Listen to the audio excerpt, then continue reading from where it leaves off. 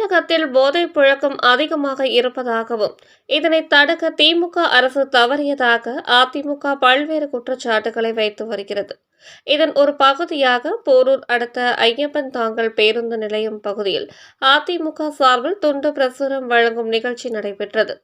சென்னை புறநகர் மாவட்ட செயலாளர் பி கந்தன் தலைமையில் நடைபெற்ற இந்த நிகழ்ச்சியில் ஏராளமான அதிமுகவினர் பேண்ட் வாத்தியங்கள் இசைக்க அந்த பகுதியை சேர்ந்த பொதுமக்கள் மற்றும் வியாபாரிகளிடம் ஊர்வலமாக நடந்து சென்று போதைப் பொருள் புழக்கத்தை தடுக்க தவறிய திமுக அரசை கண்டித்து துண்டு பிரசுரங்களை வழங்கினார்கள்.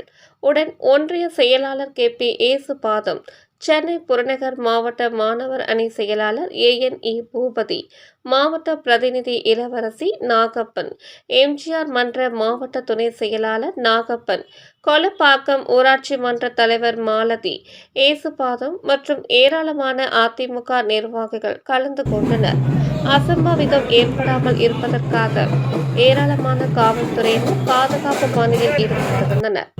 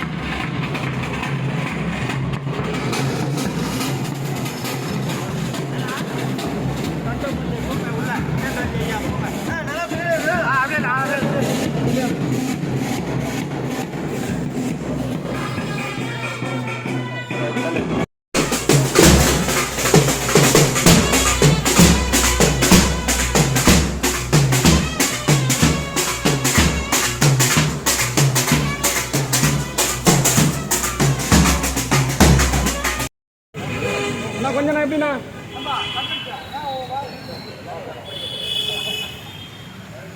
பாருங்க.